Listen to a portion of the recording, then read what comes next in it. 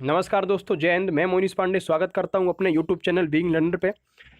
आज आज जो चर्चा मैं करूंगा वो अल्पसंख्यक के को लेके करूंगा। मैं माइनॉरिटीज़ क्या है, अल्पसंख्यक क्या है। दोस्तों सभी लोग जानते हैं कि अल्पसंख्यक का दोस्तों सभी लोगों ने नाम सुना होगा, और कुछ चीज़ें जो अल्पसंख्यक के बारे में वो आप सभी लोग जानते होंगे कि अल्पसंख्यक क्या है। तो मैं जो आपको बताने वाला हूँ यहाँ पर दोस्तों, वो अल्पसंख्यक का इतिहास क्या रहा, इस पर चर्चा होगी। कब बात की गई, मैं इस पर भी चर्चा करूंगा। कब दर्जा दिया गया अल्पसंख्यक को, मैं इस पर भी चर्चा करूंगा। कुल मिला के 3 चीजें हमको देखनी है। अल्पसंख्यक का टोटल इतिहास क्या रहा, कब बात की गई और कब दर्जा दिया गया, 3 चीजें देखते हैं। तो दोस्तों कुछ चीजें आपको मालूम भी होंगी, कुछ चीजें आपको मालूम नहीं भी होंगी। तो दोस्तों पेन और नोटबुक ना उठा लीजिए सीधा सीधा, और सीधा सीधा नोट करिए। चलिए स्टार्ट करते हैं आज की क्लास।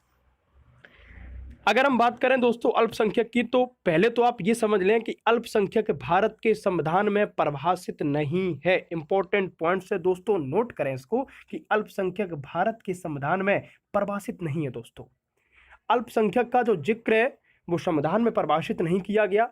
अल्पसंख्यक को हमने सिर्फ 2 भागों में बांटा। कौन कौन से वो 2 भाग थे वो देखेंगे। अल्पसंख्यक को दोस्तों हम 2 भागों में बांटते हैं। हमने एक बांटा भाषा के आधार पर, और दूसरा बेटा मैंने धार्मिक के आधार पर। यानी कि अल्पसंख्यक भारत के संविधान में परिभाषित नहीं है, लेकिन भाषाई और धार्मिक के आधार पर हमने अल्पसंख्यक को माना है, अल्पसंख्यक को बांटा है सिर्फ 2 के आधार पर दोस्तों। वो भी कितने, नंबर 1 भाषाई पर, नंबर 2 धार्मिक। अब सुप्रीम कोर्ट ने क्या कहा, सुप्रीम कोर्ट की धारणा क्या थी। सुप्रीम कोर्ट ने कहा,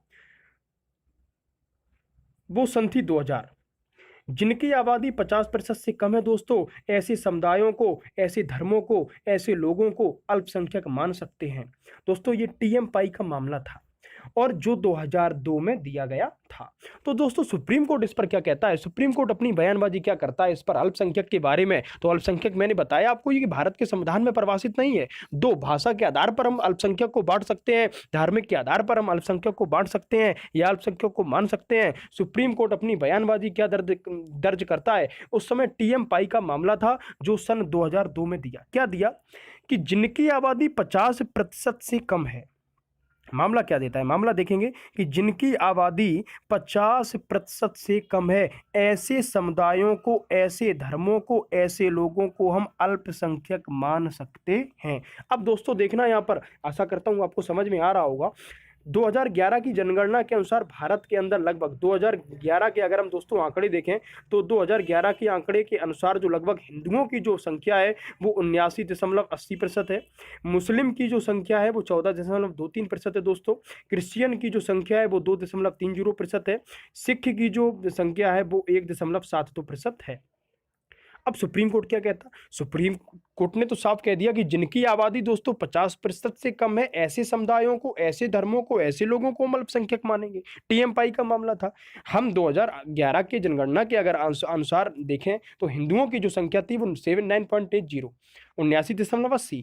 मुस्लिम की जो संख्या थी वो 14.23% थी। क्रिश्चियन की जो संख्या थी वो 2.30% थी। सिख की जो दोस्तों थी वो 1.72% थी। अब यहाँ बौद्ध को भी अगर हम उठा लें तो बौद्ध की जो संख्या थी दोस्तों वो 0.70% थी।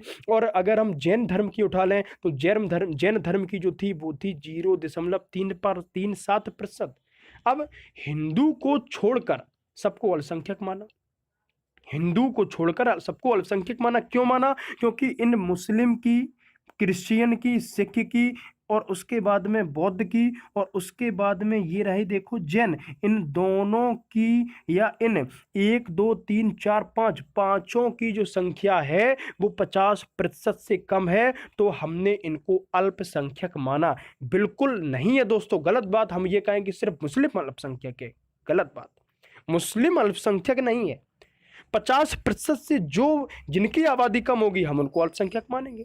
अब दोस्तों आपके मन में एक ख्याल आ रहा होगा कि जम्मू कश्मीर, अगर हम उत्तर पूर्वी राज्य ले लें, जम्मू कश्मीर ले लें, हम मिजोरम ले लेते हैं, मेघालय ले लेते हैं, इनमें तो हिंदू अल्पसंख्यक है।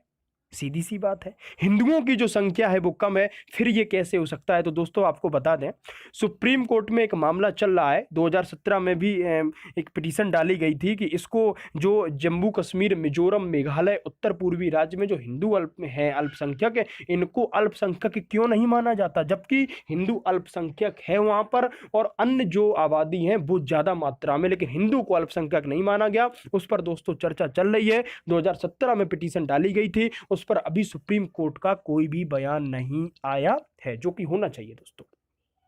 अब बात करते हैं, अगर वर्तमान में हिंदू को छोड़कर सबको अल्पसंख्यक माना। अब अगर हम बात करें कि जम्मू कश्मीर, मिजोरम, मेघालय, उत्तर पूर्वी राज्य हिंदू अल्पसंख्यक हैं, तो इनमें मैंने आपको बताया अभी अभी जम्मू कश्मीर है, मिजोरम है, मेघालय, उत्तर पूर्वी राज्य है, हिंदू अल्पसंख्यक हमने माना। वर्तमान में अल्पसंख्यक अगर हम समुदाय देखें दोस्तों, तो वर्तमान में अल्पसंख्यक जो समुदाय है आपका, वो है आपका मुस्लिम, सिख, ईसाई, ईसाई के बाद दोस्तों आपका जैन, बौद्ध और पारसी। 6 बताए मैंने आपको। तो वर्तमान में अल्पसंख्यक समुदाय अगर हम देखते हैं तो कितनी है? 6 दोस्तों। कौन कौन से? एक है आपका मुस्लिम, दूसरा सिख है, तीसरा ईसाई है, तीसरा जैन है, चौथा जैन और बौद्ध और पारसी। तो ये आपके 6 हो गए। इनमें हुआ क्या, कहानी सुनिए आप। वर्ष 1993 में 1993 में नरसिंह राव की सरकार दोस्तों हुआ करती थी। भारत में 5 धर्मों को अल्पसंख्यक इन्होंने दर्जा दिया या माना। दोस्तों फिर बता दूं मैं, वर्ष 1993 में नरसिंह राव की सरकार हुआ करती थी भारत में, इन्होंने 5 धर्मों को अल्पसंख्यक माना। किस किस को माना दोस्तों? एक तो आपको दोस्तों मुस्लिम को अल्पसंख्यक माना 1993 में नरसिंह राव की सरकार के अनुसार। सिख को माना, सिख के बाद में ईसाई को माना दोस्तों, जैन, बौद्ध को माना, पारसी को माना, यानी कि ऊपर 2 और नीचे 3 यानी कि 5। जैन धर्म को उन्होंने नहीं माना। अब आपके दिमाग में आ रहा होगा तो इसको अल्पसंख्यक समुदाय क्यों कहा गया? जी, अल्पसंख्यक समुदाय कहा गया कब? 2014 में। 2014 में अल्पसंख्यक का दर्जा दिया गया। किसको दिया गया? जैन को दिया गया। अब दोस्तों बात ये थी आपकी कि अल्पसंख्यक कौन कहा गया? भारत के संविधान में परिभाषित नहीं है, आपने देखा, भाषाई और धार्मिक आधार पर बांटा। सुप्रीम कोर्ट ने 2002 में दर्जा दिया था। क्या कहा था? कि जिनकी आबादी 50% से कम है, ऐसे समुदायों को हम अल्पसंख्यक मानेंगे। टीएम पाई का दोस्तों मामला था, 2002 में आया था। उसके बाद में दोस्तों हमने बताया कि अल्पसंख्यक समुदाय कौन कौन से थे। नरसिंह देव की सरकार में 5 धर्मों को अल्पसंख्यक माना गया, 5 धर्मों को अल्पसंख्यक माना, और जैन को 2014 में दर्जा दिया गया। अब दोस्तों अल्पसंख्यक ये वर्ड कहां से आया? प्रश्न ये भी है।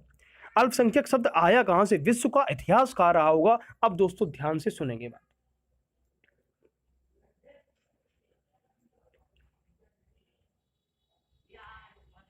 अल्पसंख्यक शब्द कहां से आया? अल्पसंख्यक शब्द कहां से आया? अल्पसंख्यक शब्द कहां से लिया? तो दोस्तों विश्व का इतिहास देखते हैं। विश्व का इतिहास कहा था दोस्तों, सभी को पता है कि प्रथम विश्व युद्ध कब हुआ था? 1914 ईस्वी में। द्वितीय विश्व युद्ध कब हुआ था आपका? 1945 ईस्वी में।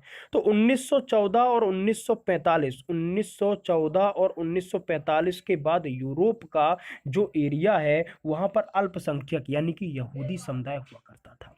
यहूदी समुदाय के साथ में बहुत बड़ा दोस्तों अत्याचार किया गया। विश्व का इतिहास सुने आप, अल्पसंख्यक वर्ड की बात सुने।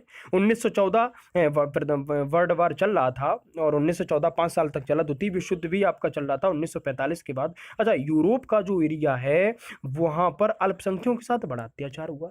यहूदी समुदाय जो था, यहूदी समुदाय के साथ बड़ा अत्याचार हुआ। अब 1939 से 1945 के समय हिटलर जो कि जर्मनी का शासक था उस समय, इसने बहुत अत्याचार करवाया। किस पर? यहूदी समुदाय पर। अब ये लगातार दोस्तों जब यहूदी समुदाय पर अत्याचार करा रहा था तो हुआ क्या? जैसे ही 1945 ईस्वी में द्वितीय विश्व युद्ध समाप्त हुआ, वैसे ही इसने यूएनओ ने इसे संज्ञान में ले लिया। यूएनओ में दोस्तों संज्ञान में लिया। दोस्तों यूएनओ संयुक्त राष्ट्र संघ बोलते हैं मेरे प्यारे दोस्तों। यूएनओ ने इसे संज्ञान में लिया और क्या कहा? जैसे ही 1945 में विश्व युद्ध समाप्त हुआ, यूएनओ ने इसे संज्ञान में लिया, अर्थात 1945 में वो संज्ञान में लेता है और एक चार्टर तैयार कर दिया। दोस्तों मेरे प्यारे दोस्तों, चार्टर तैयार किया उसने 1992 में एक चार्टर बनाया जिसको अल्पसंख्यक का घोषणा पत्र कहा गया। 1992 में एक चार्टर बनाता है। क्योंकि यहूदी समुदाय के साथ साथ बहुत बड़ा अत्याचार हो रहा था, ये कर कौन रहा था? हिटलर कर रहा था। तो जब यूएनओ ने इस मामले को संज्ञान में लिया कि ये गलत हो रहा है अल्पसंख्यकों के साथ में, तो 1992 में एक दोस्तों चार्टर बनाया जिसको हम कहते क्या है? अल्पसंख्यक का घोषणा पत्र कहते हैं। अब दोस्तों क्या हुआ, इस घोषणा पत्र के आर्टिकल 1 में क्या क्या लिखा है वो दोस्तों ध्यान से देखेंगे। जिसकी विशिष्ट संस्कृति होगी, विशिष्ट पहचान होगी, उनको अल्पसंख्यक माना जाएगा। यूएनओ खुद बोलता है, यूएनओ ने अपनी एक रिपोर्ट बनाई, 1992 में एक चार्टर बनाया, 1993 में उसने एक चार्टर दिया दोस्तों, जिसको कहा क्या गया, अल्पसंख्यक का घोषणा पत्र कहा गया। और आर्टिकल 1 में दोस्तों क्या लिखा, जिसकी विशिष्ट संस्कृति होगी, विशिष्ट पहचान होगी, उसको अल्पसंख्यक माना जाएगा, उसको माइनॉरिटीज का दर्जा दिया जाएगा। उसके लिए अल्पसंख्यक, अच्छा बहुसंख्यक का मतलब हिंदू और अल्पसंख्यक का मतलब कमजोर। अल्पसंख्यक का मतलब आबादी कम होना। अब जब आबादी कम होगी तो अल्पसंख्यक अपने आप को कमजोर ना समझें, इसलिए जो संसद होगी, जो संविधान होगा, वो विशेष प्रावधान करेगा। किस लिए प्रावधान करेगा? क्योंकि अल्पसंख्यक कमजोर ना समझे, उनके विकास के लिए। इसीलिए अल्पसंख्यक ये बनाया गया दोस्तों। और जिसका वर्णन जो है आपको, वो आपको संविधान में अनुच्छेद 29 और 30 में किया जाएगा। 29 और 30 में दर्जा पूरा दिया गया है दोस्तों। 29 और 30 में है क्या? 29 में कहा गया है, अनुच्छेद ये भी बता दूं आपको, अनुच्छेद 29 से 30 तक है। और कहा गया संस्कृति और शिक्षा संबंधी अधिकार को अनुच्छेद 29 व 30 के अंतर्गत 5वें मूल अधिकार के रूप में स्थान दिया गया है। और 29 में अल्पसंख्यक वर्गों के हितों को संरक्षण प्रदान करना है। तो दोस्तों आशा करता हूं कि आपको अल्पसंख्यक की पूरी कहानी समझ में आई होगी कि अल्पसंख्यक क्या था। सुप्रीम कोर्ट ने दोस्तों अल्पसंख्यक क्या था, चार्टर किसने बनाया दोस्तों, किसने संज्ञान में लिया, अल्पसंख्यक शब्द कहाँ से आया, अल्पसंख्यक के बाद में कौन से अल्पसंख्यक हैं, किस किस को अल्पसंख्यक कहा गया दोस्तों, वर्ष 1993 में नरसिंह देव की सरकार ने क्या कहा, 2011 की जनगणना के अनुसार ये आपको जानकारी होनी चाहिए कि लोगों की संख्या कितनी है कितनी नहीं है दोस्तों। तो ये सभी आशा करते हैं आपको एक एक वीडियो आपको समझ में आया होगा। प्लीज़ कमेंट में जो प्रश्न आपको समझ में ना आए, आप कमेंट बॉक्स में प्रश्न पूछ सकते हैं, उत्तर देने के लिए होगा। और आप ये भी बताइए संविधान के बारे में, अगर आपको क्लास लेनी हो, संविधान अगर आपको पढ़ना हो, तो कमेंट बॉक्स में दोस्तों अवश्य बताइए कि संविधान की क्लास में आप लोगों के सामने लेके आऊँ या ना आऊँ दोस्तों। चलिए दोस्तों, आज के लिए इतना ही। मिलते हैं फिर कल नए जोश और नए ऊर्जा के साथ में। तब तक के लिए नमस्कार, जय हिंद।